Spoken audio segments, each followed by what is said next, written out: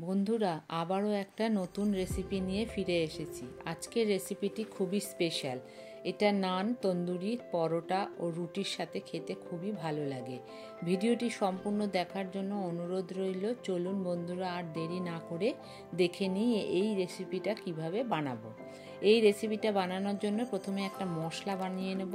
তার জন্য একটা ফ্রাইং প্যানে একটা জয়িত্রীর কিছুটা জায়ফল অল্প পরিমাণ, দারচিনি 1.5 ইঞ্চি মতো, ছোট এলাচ 5টা, লবঙ্গ 3টে, গোটা ধনে 1/2 চা চামচ, গোটা জিরে 1/2 চা চামচ দিয়ে কম আঁচে ভেজে নিতে হবে। ভাজা হয়ে গেলে ঠান্ডা করে গুঁড়ো করে নিতে হবে। আমি এখানে মুরগির মাংসের টুকরোগুলো একটু বড় সাইজের নিয়েছি।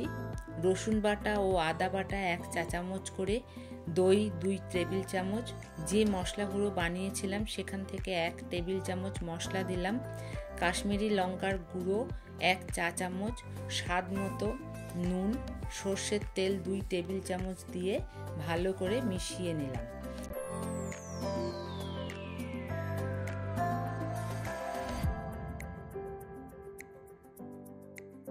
সাদা মরিচের গুঁড়ো 1/2 টেবিল চামচ দিয়ে আবারও মিশিয়ে নিলাম। কম করে 2 থেকে 3 ঘন্টা ম্যারিনেট করে রাখতে হবে। সারা রাত রাখতে পারলে খুবই ভালো হয়। 4টে ডিম আগে সিদ্ধ করে খোসা ছাড়িয়ে রেখেছিলাম। লাল লঙ্কার গুঁড়ো ও হলুদ গুঁড়ো 1/2 চা চামচ দিয়ে নুন স্বাদ মতো মিশিয়ে নিতে হবে। তারপর কড়াইতে সর্ষের তেল দিয়ে ডিমগুলো ভেজে তুলে নিতে হবে।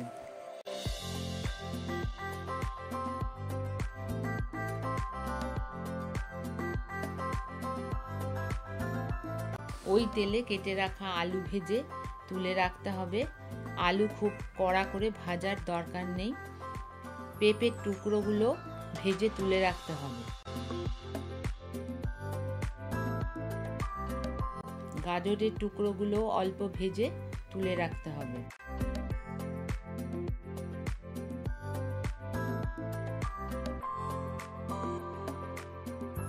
তেলের মধ্যে 1/2 চা চামচ চিনি দিলাম। চিনি দিলে রঙটা খুব সুন্দর হয়।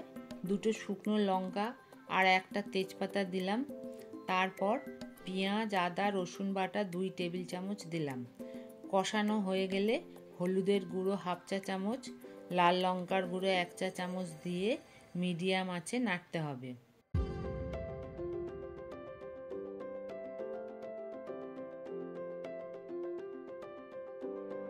তেল ছাড়লে মশলা মাখানো মাংস দিতে হবে।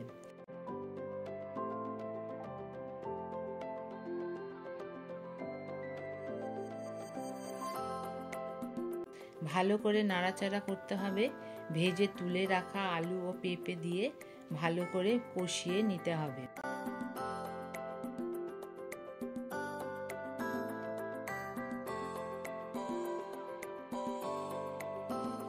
বানিয়ে রাখা শুকনো গুঁড়ো মশলা দিয়ে আবারও কষিয়ে নিতে হবে। পরিমাণ মতন জল ও নুন দিতে হবে।